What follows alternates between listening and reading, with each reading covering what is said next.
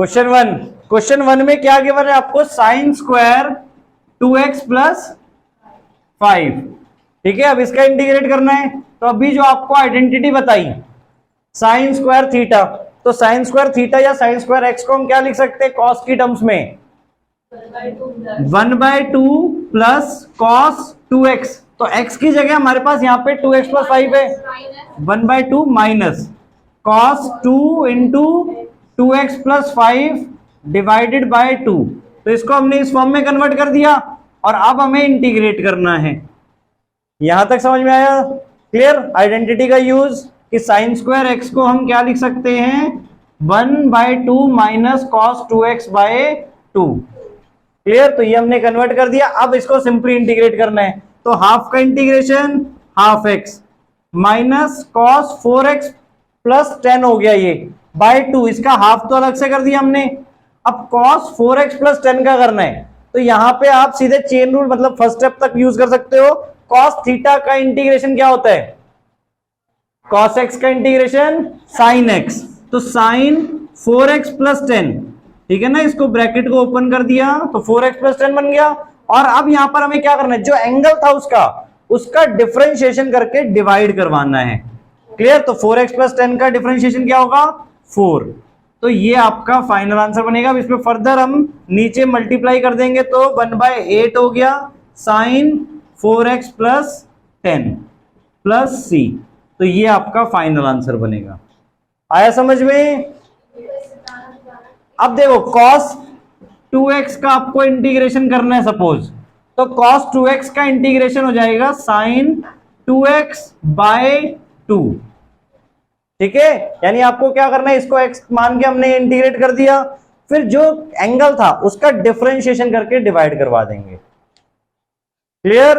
तो ये shortcut way हो गया। अदरवाइज मेथड एक्चुअल में क्या है, आपको इसको t लेट करके, ठीक है, 2dx, अब क्या होता है, क्या देखो 2x को t लेट किया, 2dx आ जाता हमारा equals to dt। So dx equals to dt by 2।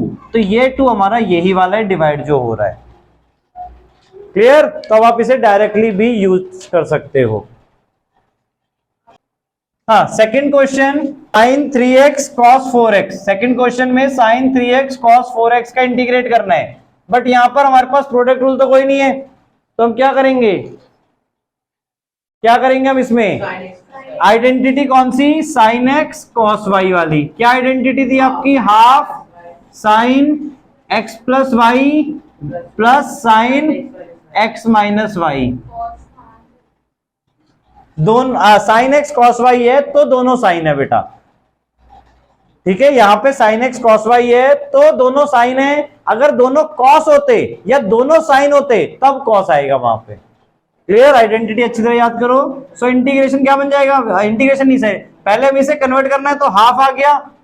अब x आपका 3x है और y आपका 4x है, तो क्या बनेगा, half sine 7x 3x plus 4x 7x plus sign 3x minus 4x, तो अब माइनस x। अब याद करो, इसी के लिए मैंने आपको बताया था, यहां पर देखो हमारा माइनस x बन गया, तो साइन माइनस x क्या कहलाएगा, माइनस साइन x। तो हाफ हमने बाहर शिफ्ट कर दिया, integration of sine 7x dx, दोनों को अब अलग अलग कर रहे हैं। ठीक है, minus sine x dx। Clear? अब हाफ बाहर है आपका, साइन 7x का इंटीग्रेशन क्या होगा, minus cos 7x bye 7।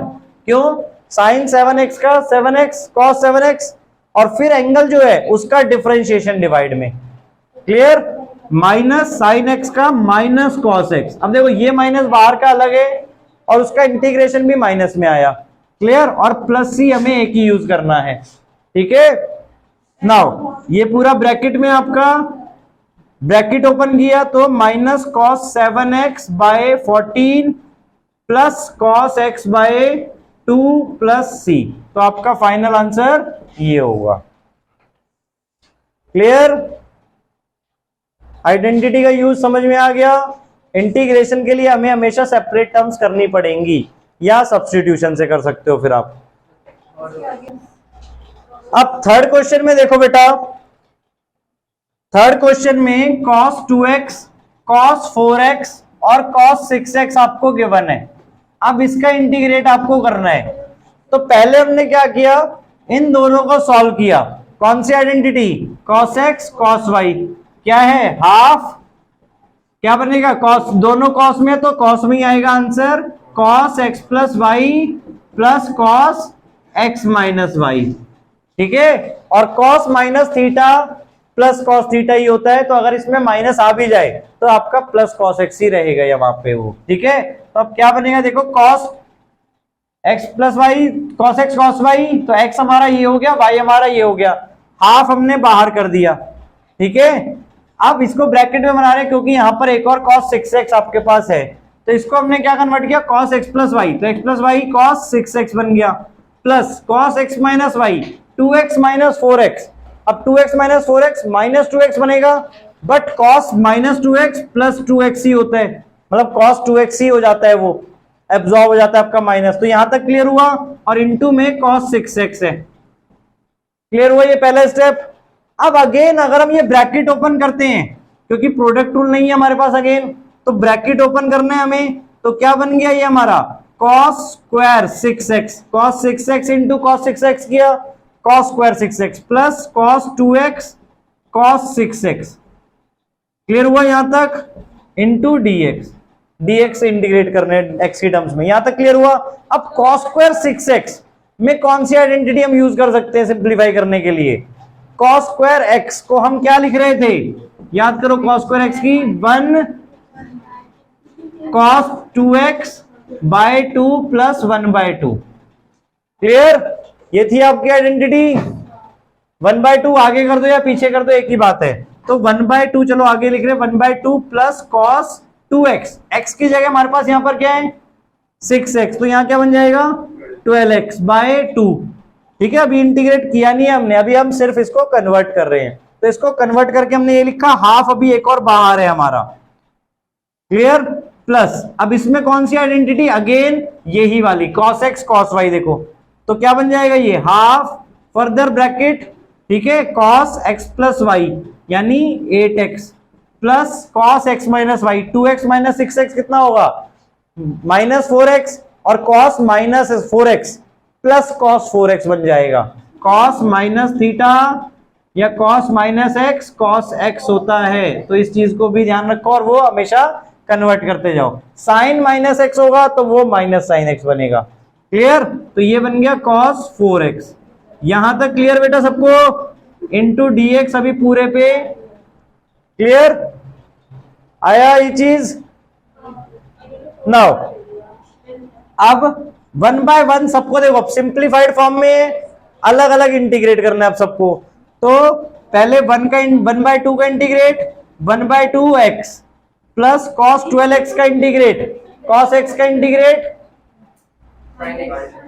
cos x का इंटीग्रेट sin x, तो sin 12x by 2 into 12, clear, 2 into 12 plus half इन दोनों में मल्टीप्लाई हो रहा है, क्लियर, तो cos 8x का integration sin 8x bye 8 into 2 ये वाला, क्लियर, प्लस cos 4x का integrate sin 4x by 4 into 2, clear, plus c। अब इसको सिंप्लीफाई फॉर्म में कर दो, हाफ इस पूरे में ही मल्टीप्लाई में है, फर्दर ये भी, तो क्या आ जाएगा final answer x by 4 plus sin 12x by 48, 2 into 12 24, 24 into 2 48 plus 16 और 16 टू जा 32 प्लस sin 4x अपॉन 8 और फर्दर 16, ठीक है, प्लस c, क्लियर, चेक कर लो एक बार आंसर, आपका फाइनल आंसर ये हो गया। हाँ, फोर्थ क्वेश्चन में क्या गिवन है, sin क्यूब 2x प्लस 1। अब इसमें करने के दो तरीके, या तो sin क्यूब x की डायरेक्ट आइडेंटिटी लगा दो, या sin क्यूब x को ब्रेक कर सकते हैं हम sin स्क्वायर x यानी कि this into sin x 2x plus 1, clear. अब इसमें क्या करें फर्दर, अब ये जो हमने sin स्क्वायर थीटा लिखा है इसको हम लिख रहे हैं 1 माइनस कॉस स्क्वायर थीटा, यानी 1 minus cos square 2x plus 1 लिख दिया इसको पूरे को हमने, ठीक है, और इसको as it is sine 2x plus 1, ठीक है। अब ध्यान से देखो, अगर सपोज अब हमने कॉस 2x प्लस 1 को t मान लिया, क्लियर, तो इसका डेरिवेटिव क्या बनेगा, minus sine 2x plus 1 into 2, clear है, कॉस x का डेरिवेटिव साइन x, और फिर जो एंगल होता था उसका डेरिवेटिव मल्टीप्लाई में, डिफरेंशिएशन में, clear, equals to dt by dx। तो ये चीज यहां बन रही है, देखो, sine 2x plus 1 into dx, so sine 2x plus 1 into dx equals to minus dt by 2, minus भी हमने उधर शिफ्ट कर दिया और dt बाय 2, यहां तक क्लियर हुआ।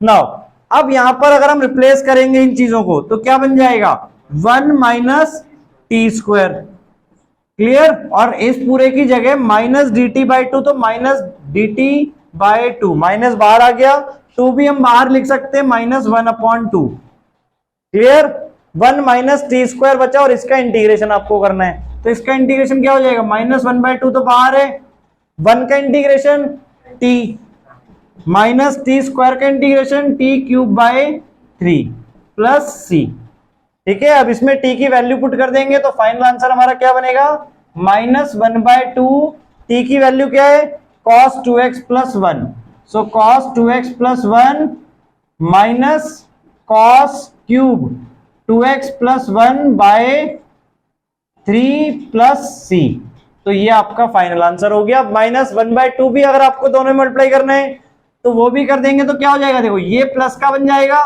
तो इसको हम आगे कर देंगे, cos cube 2x plus 1 by 6 minus cos 2x plus 1 by 2 plus c, तो ये आपका फाइनल आंसर हो गया इसका integration sine cube 2x plus 1 का।